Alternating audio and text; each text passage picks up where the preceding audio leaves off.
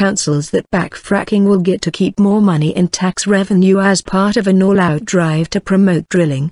Prime Minister David Cameron has said. Mr. Cameron said English local authorities would receive all the business rates collected from shale gas schemes, rather than the usual 50%. The government says projects will support 74,000 jobs and reduce bills. But Greenpeace accused ministers of trying to bribe councils. Mr. Cameron's announcement comes as French company Total confirmed plans to invest about £30 million to help drill 2 exploratory wells in Lincolnshire. It is the first major energy company to invest in fracking in the UK. The British Geological Survey estimates there may be 1,300 trillion cubic feet of shale gas present in the north of England.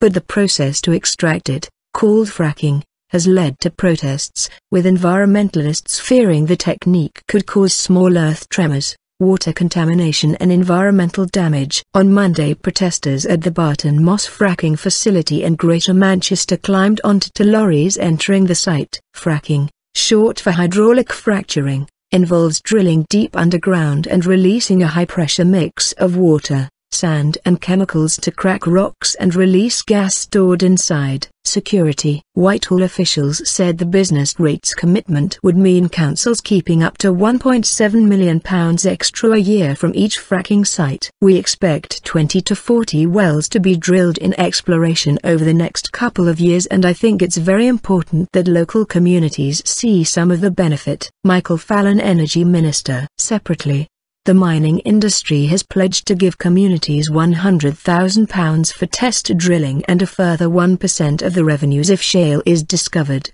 they added. Mr. Cameron said, "A key part of our long-term economic plan to secure Britain's future is to back businesses with better infrastructure. That's why we're going all out for shale. It will mean more jobs and opportunities for people, and economic security for our country." Energy Minister Michael Fallon said councils could benefit by up to £10 million per wellhead if shale gas was successfully extracted in their communities, through the 1% levy on revenues. This would be on top of the business rates they would receive from companies involved in drilling. "We want local councils and local people to benefit from this exploration. We expect 20 to 40 wells to be drilled in exploration over the next couple of years, and I think it's very important that local communities see some of the benefit," he told Radio 4's Today programme. The Local Government Association, which represents councils in England, said the announcement was a step in the right direction, but any packages had to fairly remunerate those affected. Given the significant tax breaks being proposed to drive forward the development of shale gas and the impact drilling will have on local communities, these areas should not be shortchanged by fracking schemes, said a spokesman. 1% of gross revenues distributed locally is not good enough. Returns should be more in line with payments across the rest of the world and be set at 10%. This is a naked attempt by the government to bribe hard-pressed councils into accepting fracking in their area. Lawrence Carter, Greenpeace. The community benefits of fracking should be enshrined in law, so companies cannot withdraw them to the detriment of local people. Responding to the LGA's call for 10% of revenues, Mr. Fallon said, "This is something obviously the industry will keep under review." For Labour, Shadow Energy Minister Tom Greatrex said it was right for communities to share in the potential rewards from shale gas, but he called on the government to get its priorities right. Only by fully addressing legitimate environmental and safety concerns about fracking with robust regulation and comprehensive monitoring will people have confidence that the exploration and possible extraction of shale gas is a safe and reliable source that can contribute to the UK's energy mix, he said. Conservative MP Ben Wallace described the government's offer on shale gas as crumbs from the table. Despite the business rates pledge, the Treasury would still keep 63% of the tax raised from each shale site, said the MP for Wyre and Preston North in Lancashire, where there is thought to be a substantial amount of shale gas. Friends of the Earth's Jane Thomas argued that the new policy highlights the depth of local opposition to fracking and the desperate lengths ministers are prepared to go to try and overcome it. She argued,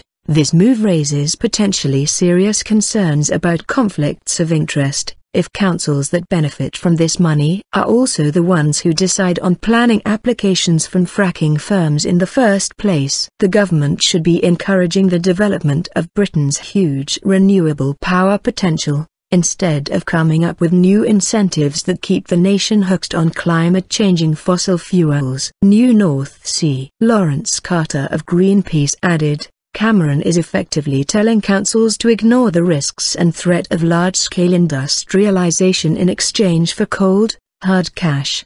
But the proposal reveals just how worried the government is about planning applications being turned down.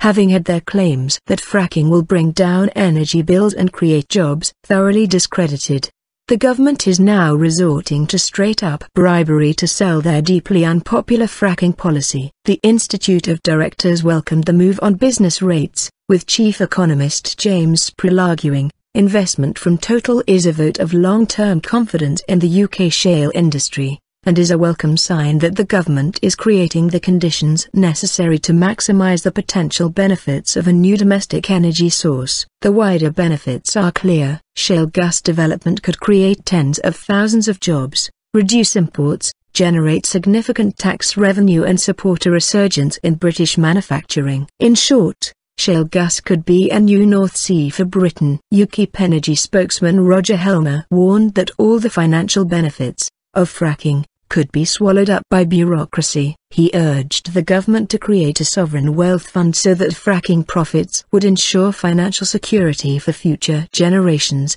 and could be used flexibly for key policies such as care for the elderly.